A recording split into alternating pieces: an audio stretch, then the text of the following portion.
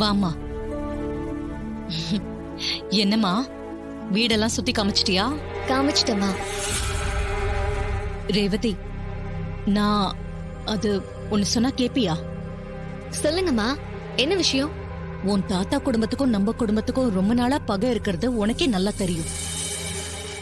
ஆமாமா. அந்த பகையால உங்க அப்பா அவங்கள பார்க்காம பேசாம ரொம்ப கஷ்டப்படுறத பார்த்து நானே வேதனைப்பட்டிருக்கேன். ஏன் ஒருத்தியால நீங்க எல்லாரும் அங்க போகாம வராம இருக்கிறது என் மனசுக்கு ரொம்ப குற்ற உணர்ச்சியா இருக்கு. அதனால நான் ஒரு முடிவுக்கு வந்திருக்கேன். என்ன முடிவுமா?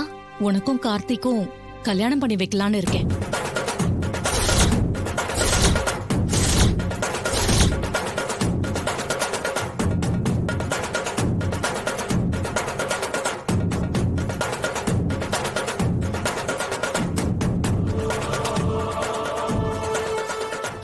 இந்த ஒரு விஷயத்த மனசுல வச்சுக்கிட்டு தான் நான் கார்த்திய வீட்டுக்கே வர சொன்னேன்.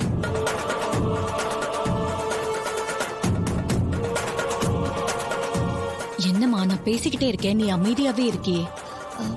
இல்லம்மா, நீங்க திடீர்னு இப்படி கேப்பீங்கன்னு நான் நினைக்கவே இல்லை.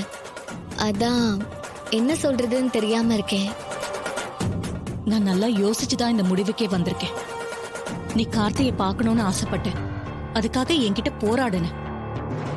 அவர் மேல நீ நல்ல அபிப்பிராயமும் வச்சிருக்க. உங்க 2 பேருக்கும் கல்யாணம் பண்ணி வச்சுட்டா எல்லா பிரச்சனையும் தீரும். அப்புறம் 2 குடும்பமும் ஒன்னா சேர்ந்து சந்தோஷமா இருக்கலாம். நீ என்ன சொல்ற?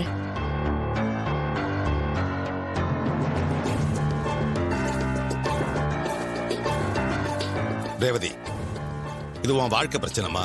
அவசரப்பட்டு முடிவு சொல்லணுங்கிற அவசியம் இல்ல. நல்லா நிதானமா யோசிச்சு உன் முடிவை சொல்லு. ஆமா ரேவதி, அவர் சொந்தம் நினைச்சு கல்யாணத்துக்கு ஒத்துக்காத. பின்னாடி ஏதாவது பிரச்சனை வந்துரு போகுது. கல்யாணம்ங்கிறது ஒரு பொண்ணோட வாழ்க்கையில நடக்கிற முக்கியமான ஒரு நிகழ்வு. அது தப்பாயிடுச்சுன்னா வாழ்க்கையவே சீரழிச்சிரும். அதனால நல்ல முடிவா யோசிச்சு சொல்லு. ஆமா ரேவதி. ஏன் எல்லாரும் சேர்ந்து அவளை இப்படி குழப்பறீங்க? நான் என்ன அவளுக்கு கெடுதலா செய்ய போறேன்? ரேவதி, நீ இப்பவே உன் முடிவை சொல்லணும்னு இல்ல. கார்த்தி இங்கதான் தங்க போறாரு. நீ பொறுமையா கூட உன் முடிவை சொல்லு. அம்மா, நீங்க எனக்காக உங்க ஸ்டேட்டஸ விட்டு இறங்கி போய் கார்த்திகிட்ட பேசி இங்க கூட்டிட்டு வந்திருக்கீங்க. என் மேல அக்கறை இருக்க போய் தான் இத நீங்க செஞ்சிருக்கீங்க.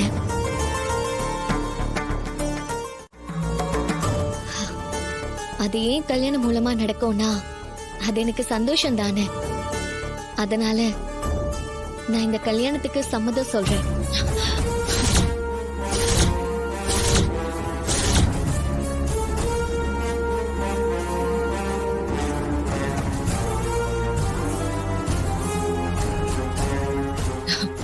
ரொம்ப சந்தோஷம் ரேவதி. நீ இவ்ளோ சீக்கிரம் இந்த கல்யாணத்துக்கு ஒத்துக்குவேன்னு நான் நினைக்கவே இல்லை. அம்மா, நான் இது உங்க சந்தோஷத்துக்காகவும் குடும்ப சந்தோஷத்துக்காகவும் தான் ஒத்துக்கிறேன். ஆனா எனக்கு ஒரு கண்டிஷன் இருக்கு. என்ன கண்டிஷன்? கல்யாணம் இப்ப வேண்டாம். ஒரு 6 மாசம் கழிச்சுதான் வச்சுக்கணும். நான் அதுக்கு கொஞ்சம் மென்டலி ப்ரிப்பேர் ஆகணும். நீ ஒத்துக்கிட்டதே எனக்கு சந்தோஷம் தான். 6 மாசம் கழிச்சே நம்ம கல்யாணத்தை வச்சுக்கலாம்.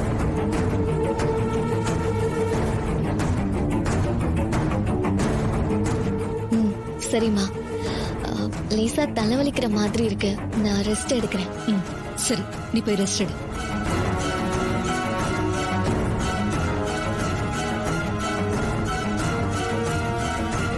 ஈஸ்வரி, பெத்த பொண்ணுக்கே ஆள் மாறாட்டம் பண்ணி 2வது கல்யாணம் பண்ணி வைக்க பாக்குறியே, நீ எல்லாம் என்ன ஜென்மம்? ஈகோ, திமிரு, பழி வாங்குற புத்தி எல்லாம் சேர்ந்து பெத்த பொண்ணுக்கே துரோகம் பண்ண பாக்குறியே, உன்னெல்லாம்.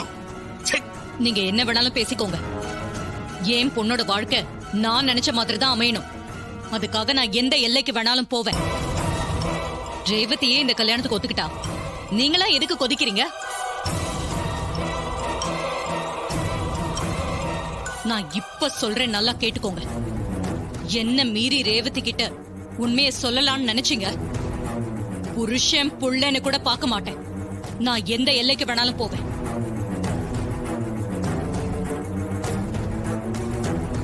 இதெல்லாம் திருந்தாத ஜென்மங்கள். அத்த நான் என்ன சொல்றேன்னா